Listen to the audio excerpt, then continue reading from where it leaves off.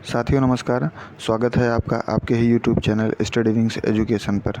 जैसा कि आप सभी को पता है कि यूपीटीटी के आवेदन शुरू हो चुके हैं और इसकी टेंटेटिव एग्ज़ाम डेट जो है वो 28 नवंबर 2021 को है। तो ऐसे में हमारे पास बहुत सीमित समय है अपनी परीक्षा के लिए तैयारी करने को। तो आज हम पर्यावरण के कुछ 30 चुनिंदा प्रश्न लेकर के आए हैं जो कि लगभग सभी परीक्षाओं में पूछे जाते हैं। यूपीटीटी हो या एस्टेट हो या सीटेट हो या अन्य राज्यों की भी टीईटी की परीक्षाएं हैं, उसमें भी ये लगातार प्रश्न पूछे जाते रहे हैं।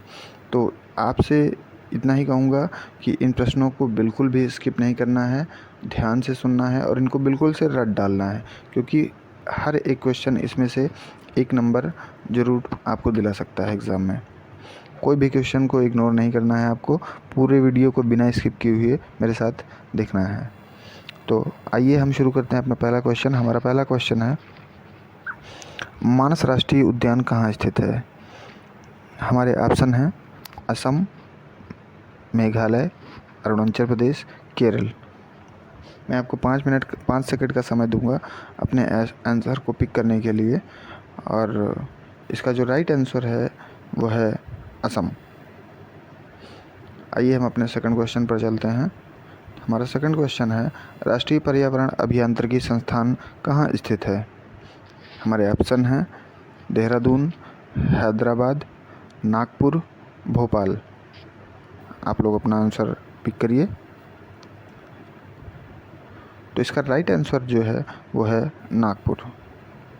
ये भी इसमें के जो भी प्रश्न हमने रखे हैं इस वीडियो में, वो सभी प्रश्न बहुत ही महत्वपूर्ण प्रकृति के हैं और लगभग सभी परीक्षाओं में यूपीटीटी के सभी प्रश्न पूछे गए हैं। हमारा तीसरा क्वेश्चन है, विश्व टाइगर दिवस कब मनाया जाता है? हमारे ऑप्शन हैं 5 जून, जुलाई, 11 जुलाई।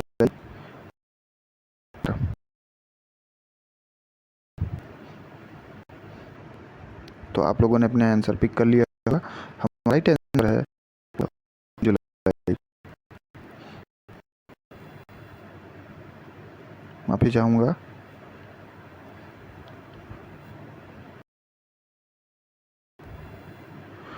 अगस्त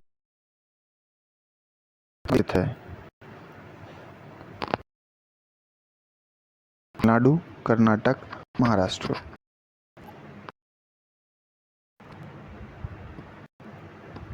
मुझे लगता है आपने अपना आंसर टिक कर लिया होगा। और इसका जो राइट आंसर है वो थोड़ा सा व्याख्यात्मक प्रकृति का है। मैं आप लोगों से बताना चाहूँगा कि ये यहाँ पर पश्चिमी घाट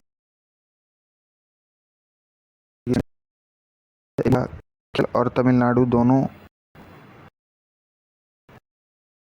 यहाँ पर ये अगस्तमलाई,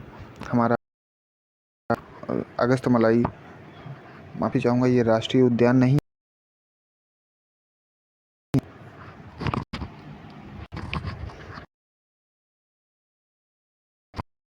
आता है। तो इसमें कुछ प्रिंटिंग और तमिलनाडु पर आता है। मेनली ये पश्चिमी घाट का जियोमेंटल रिजर्व है। WWF से क्या provide fund for world wild life fund.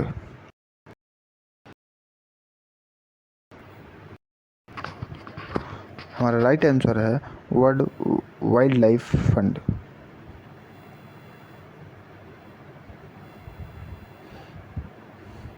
हमारा छठवां क्वेश्चन है, गिर शेर परियोजना अवस्थित है गुजरात, महाराष्ट्र, उत्तर प्रदेश, मध्य प्रदेश।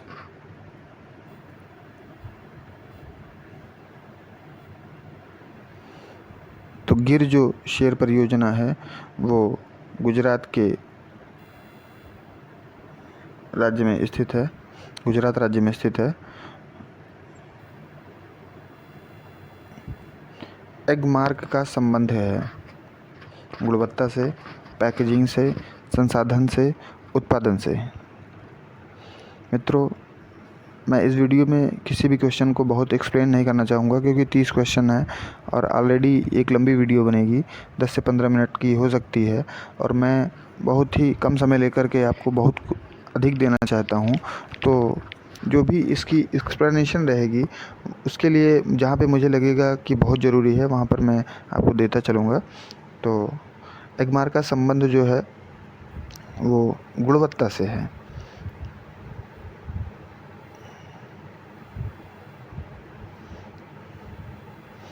वन्य जीव सुरक्षा अधिनियम कब पारित किया गया था? हमारे ऑप्शन हैं 1976, 1960, 1972, 1962।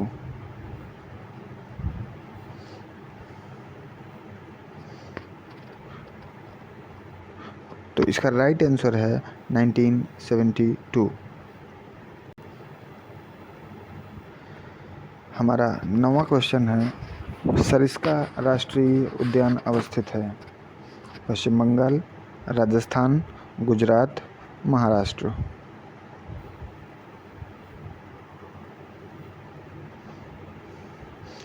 तो जो सरिस्का राष्ट्रीय उद्यान अवस्थित है वो राजस्थान राज्य में स्थित है। हमारा 10वां क्वेश्चन है, पारिस्थितिकी तंत्र में ऊर्जा का मुख्य स्रोत क्या है? एटीपी, सूर्य का प्रकाश, डीएनए या आरएनए? डीएनए का फुल फॉर्म आप लोग जानते होंगे, और आरएनए। तो अपना राइट आंसर पिक करिए। आपका राइट आंसर जो है वो है सूर्य का प्रकाश। भारत में प्रोजेक्ट टाइगर कब प्रारंभ हुआ? बहुत ही इंपॉर्टेंट क्वेश्चन है। लगभग सभी यूपीटीटी की परीक्षाओं में, या सुपर टेट हो या यूपीटीटी हो या अदर स्टेट की टीटी हो, बहुत ही महत्वपूर्ण क्वेश्चन है। तो आप लोग इसको बिल्कुल से रट डालिए। जो भी नए लोग हैं उन्हें मैं कहना चाहूँगा, इसको मिस नहीं करना है। बाकी पुराने लोग, सभी लोग जानते होंगे इसकी इम्पोर्टेंस को। तो इसका जो राइट आंसर है वो 1972 में वन्य जीव संरक्षण अधिनियम पारित किया गया था, और उसके एक वर्ष बाद अप्रैल 1973 में प्रोजेक्ट टाइगर प्रारंभ किया गया। और शुरुआत में इसमें 9 बाघ अभ्यारण्य राष्ट्रीय उद्यान बनाए गए, जिनकी संख्या बढ़ कर के अब 52 के आसपास हो चुकी है। और इस प्रोजेक्ट के आने के बाद टाइगरों की संख्या में बहुत अधिक वृद्धि हुई, बहुत ही सकारात्मक परिणाम रहे।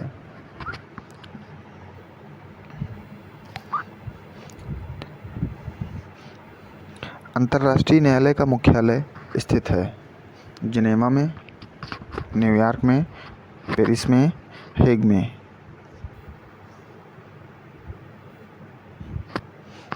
बहुत ही इजी क्वेश्चन है, लेकिन सभी परीक्षाओं में बराबर पूछा जाता है। अंतर्राष्ट्रीय न्यायालय का मुख्यालय हेग में है। आप लोग मुझे कमेंट सेक्शन में बताएंगे कि हेग किस कंट्री में आता है। फूलों की घाटी अवस्थित है? Jammu Kashmir, Himachal Pradesh, Uttarakhand, Sikkim?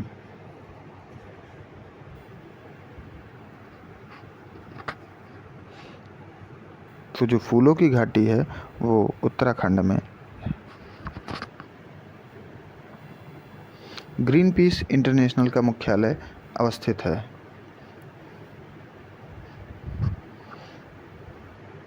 New York, Sydney, Amsterdam, Hague? इसका राइट आंसर है एम्स्टर्डम। तिब्बत की सांगपो नदी भारत में किस नाम से जानी जाती है? गंगा, यमुना, ब्रह्मपुत्र या सिंधु नदी? बहुत ही इम्पोर्टेंट रिवर है इंडिया की, जो कि तिब्बत से निकल करके भारत के किस राज्य में ये सर्वप्रथम प्रवेश करती है, ये भी बताइएगा कमेंट सेक्शन में। तो इसका राइट आंसर जो है वह है ब्रह्मपुत्र।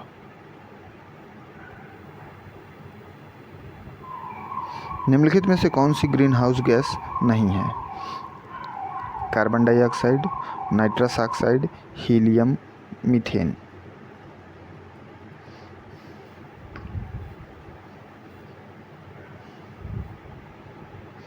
तो इसका राइट आंसर है हीलियम। हीलियम सबसे हल्की गैस भी होती है। जब आप लोग सुपर टीटी के दौरान विज्ञान पढ़ेंगे बहुत ही विस्तृत रूप में, तब इन गैसों के बारे में विस्तृत अध्ययन आप लोगों को कराया जाएगा। फिलहाल carbon dioxide, nitrous oxide, methane ये सभी ग्रीन हाउस गैसें हैं, जबकि हीलियम ग्रीन हाउस गैस की श्रेणी में नहीं आती है। ग्रीन हाउस गैस के बारे में लगभग सभी परीक्षाओं में एक प्रश्न पूछा ही जाता है। तो आप लोग कौन कौन सी ग्रीन हाउस गैसें हैं इसको ज़रूर याद कर लीजिएगा। मैं अपने वीडियो में आगे जो भी वीडियोज़ आएंगे, मैं टॉपिक वाइज जो कि महत्वपूर्ण टॉपिक हैं यूपीटीटी और स्टेट को लेकर के, तो उस पर मैं इंडिविजुअल वीडियोज़ लेकर के आऊँगा। तो आगे बढ़ते हैं हम अपने नेक्स्ट क्वेश्चन पर। ध्वनि प्रदूषण का मापन किस इकाई द्वारा किया जाता है?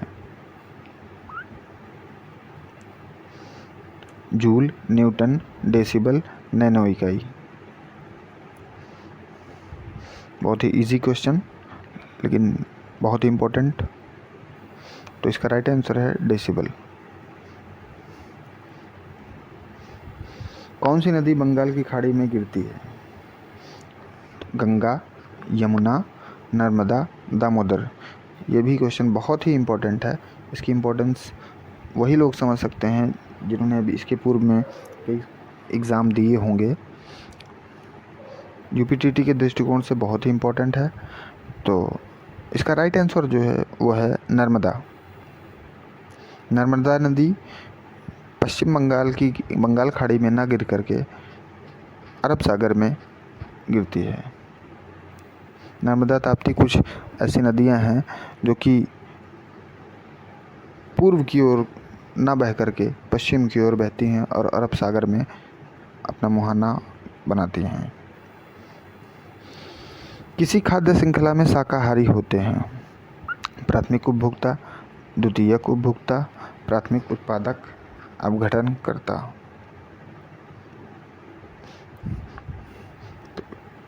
किसी खाद्य श्रृंखला में शाकाहारी होते हैं तो प्राथमिक उपभोक्ता। ये भी बहुत ही इम्पोर्टेंट क्वेश्चन है, क्योंकि खाद्य श्रृंखला के ऊपर लगभग सभी राज्यों की टीईटी, चाहे उत्तर प्रदेश हो या अन्य राज्य हो, चाहे आपका सुपर टेट हो या आपका सीटेट का एग्ज़ाम हो, लगभग सभी एग्ज़ाम्स में बहुत ही महत्वपूर्ण टॉपिक है ये।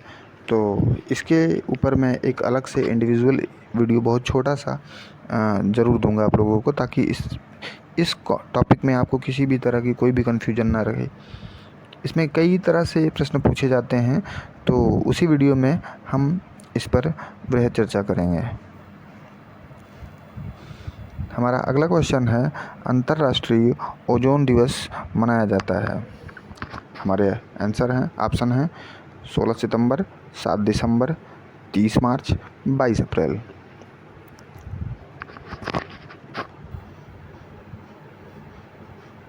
इसका राइट आंसर है 16 सितंबर। ओजोन दिवस 16 सितंबर को मनाया जाता है।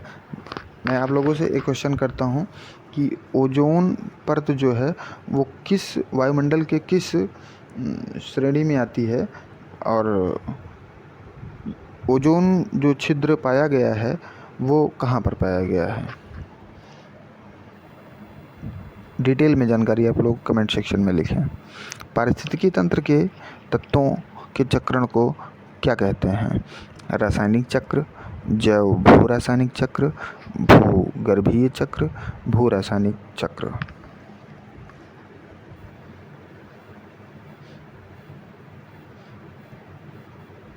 इसका राइट आंसर है जैव भू रासायनिक चक्र। भोपाल गैस त्रासदी के लिए उत्तरदायी गैस है। बहुत ही इम्पोर्टेंट क्वेश्चन है, बहुत ही ज़्यादा इम्पोर्टेंट क्वेश्चन, बहुत ही इजी भी है, क्योंकि बहुत सारी परीक्षाओं में ये पूछा गया है, तो मैं इसको स्किप नहीं कर पा रहा था। मैंने इसको अपने क्वेश्चन सीरीज़ में रखा है, तो इसकी इम्पोर्टेंस है। आप लोग जल्दी से जल्दी इसका आंसर करिए। इसका राइट आंसर जो है वो है मिथाइल आइसोसाइनेट। निम्न में से कौन सा न्यूनतम पर्यावरण प्रदूषण उत्पन्न करता है? हमारे ऑप्शन है डीजल, पेट्रोल, सीएनजी या हाइड्रोजन। हमारा राइट आंसर जो है वो है हाइड्रोजन। हाइड्रोजन सबसे कम पर्यावरण प्रदूषण कर फैलाता है। उसके बाद अगर हम क्रम में इनको सजाने को सभी ऑप्शंस को कहा जाए तो हाइड्रोजन, सीएनजी, फिर पेट्रोल, फिर डीजल। बढ़ते हैं अपने नेक्स्ट। हमारा अगला क्वेश्चन है ग्रीन मफलर का संबंध किससे है? मृदा प्रदूषण, ध्वनि प्रदूषण, वायु प्रदूषण, जल प्रदूषण। जल्दी से जल्दी आप लोग अपना कमेंट आंसर करें। तो इसका राइट आंसर जो है वो ध्वनि प्रदूषण। राष्ट्रीय राजमार्ग, एक्सप्रेसवेज और जो भी हाईवेज़ हैं उनके किनारों पर वृक्षों की एक ऐसी सीरीज़ तैयार करना ताकि वो जो वृक्ष हैं वो जो भी गाड़ियों से ध्वनि निकलती है, चाहे हॉर्न के रूप में हो चाहे उनके इंजन से हो, उनको अवशोषित कर लेते हैं, जो कि ग्रीन मफलर का काम करते हैं और ध्वनि प्रदूषण से हमें बचाते हैं। हमारा नेक्स्ट क्वेश्चन है किस देश में क्रिसमस का त्यौहार गर्मियों में मनाया जाता है? हमारे ऑप्शन हैं पाकिस्तान, जापान, ऑस्ट्रेलिया, अमेरिका।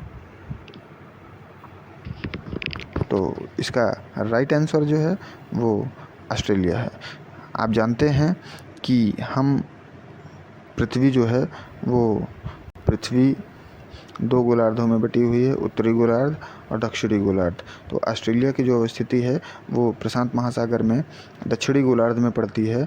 और जब उत्तरी गोलार्ध में ठंड पड़ती है, मौसम ठंड का होता है, तो दक्षिणी गोलार्ध में उसके अपेक्षाकृत मौसम दूसरा होता है, क्योंकि सूर्य जो है उत्तरायण होता है। तो दक्षिण में उत्तरायण जिस तरफ सूर्य जाएगा, उत्तर की ओर जाएगा, तो उत्तर की ओर सूर्य का प्रकाश अधिक मिलेगा, गर्मी अधिक बढ़ेगी और ऋतुओं में परिवर्तन इसी क्रम में होता है मौसम में। और दक्षिण की ओर जब सूर्य बढ़ता है तो उत्तर की ओर मौसम परिवर्तित होता है और ठंड बढ़ती है। तो उसी तरह 25 दिसंबर को जो सूर्य है वो उत्तरायण होता है और यहाँ पर उत्तरायण होता है। तो जो ऑस्ट्रेलिया हमारा देश है प्रशांत महासागर में, तो वहाँ पर गर्मी होती है 25 दिसंबर के समय। तो इसी वजह से ऑस्ट्रेलिया में गर्मी पड़ती है। ठीक है, आगे बढ़ते हैं। टाइटन किस ग्रह का प्राकृतिक उपग्रह है?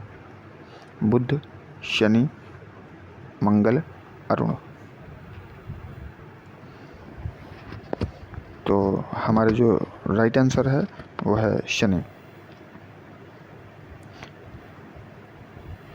ग्रहों पर विस्तृत चर्चा होगी क्योंकि ग्रह भी बहुत इम्पोर्टेंस रखते हैं किसी भी एग्ज़ाम के लिए, जहाँ पर पर्यावरण या भूगोल से संबंधित कुछ क्वेश्चंस पूछे जाते हैं।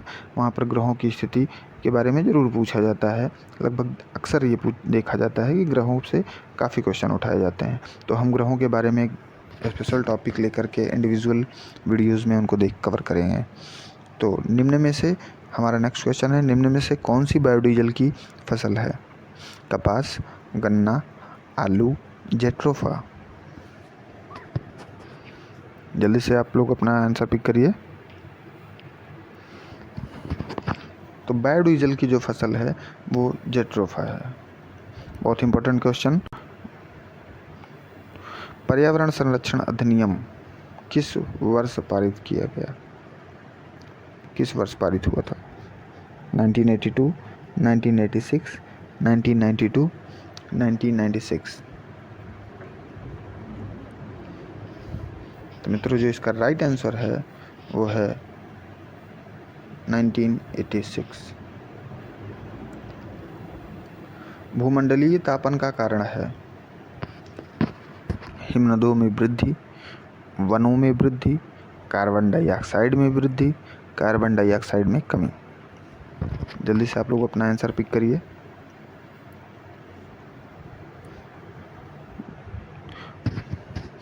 तो इसका राइट आंसर जो है वो है कार्बन डाइऑक्साइड की मात्रा में वृद्धि। बहुत ही इम्पोर्टेंट क्वेश्चन है ये। कार्बन डाइऑक्साइड से रिलेटेड कोई ना कोई क्वेश्चन घुमा फिरा करके हर परीक्षा में पूछा जाता है, यूपीटीटी या स्टेट में। तो इसके बारे में भी हम गैसों के बारे में जब पढ़ेंगे तो भूगोल का टॉपिक है ये, उसमें मैं आपको बेहतर तरीके से समझाऊंगा। फ़िलहाल आप ये समझ लीजिए कि जब कार्बन डाइऑक्साइड जो है वो वायुमंडल का कंबल के रूप में काम करता है, सूर्य से जो भी ऊष्मा आती है पृथ्वी पर वो उसको वापस नहीं जाने देता है। जब कार्बन डाइऑक्साइड की मात्रा बढ़ती है तो जो अवशोषित परावर्तित किरणें होती हैं पृथ्वी के द्वारा सूर्य तप का जो परावर्तन होता है वो वायुमंडल के बाहर नहीं जा पाता है कार्बन डाइऑक्साइड में वृद्धि के कारण। तो इस वजह से वायुमंडल में जो तापन है, वायुमंडल का तापन जो है, ऊष्मा जो है वो बढ़ जाती है। हमारा नेक्स्ट क्वेश्चन है, वायुमंडल की कौन सी परत प्रकाश की परावैंगनी किरणों को पृथ्वी की सतह पर आने से रोकती है? हमारे ऑप्शन है आयनमंडल, समताप मंडल, क्षोभ मंडल, मध्य मंडल। तो जिस परत में हमारे वायुमंडल की जिस परत में ओजोन लेयर है उसी परत में इन परावैंगनी किरणों को अवशोषित कर लिया जाता है और पृथ्वी की सतह तक आने से रोका जाता है। आप लोगों ने अपना आंसर पिक कर लिया होगा और इसका राइट जो आंसर जो है वो है समताप मंडल। वायुमंडल के बारे में भी हम एक विस्तृत चर्चा करेंगे। उसके सभी जो भी मंडल हैं, क्षोभ मंडल, समताप मंडल, आयन मंडल, मध्य मंडल या जो भी मंडल हैं उसमें बहिर्मंडल, तो हम उस पर एक विस्तृत चर्चा करेंगे और प्रत्येक मंडल की अपनी एक विशेषता है। हम इंडिविजुअल वीडियो में उसको कवर करेंगे। तो आप सभी से एक गुजारिश है कि अगर आपको वीडियो महत्वपूर्ण लगा हो, आपको दी गई जानकारी अच्छी लगी हो तो चैनल को सब्सक्राइब अवश्य कर लें और वीडियो को अपने सभी साथियों तक, जिनको भी इस वीडियो की आवश्यकता है, आपको लगता है, सभी ग्रुपों में शेयर अवश्य करें। इतना सहयोग करें। धन्यवाद। मिलते हैं कल अगली वीडियो में।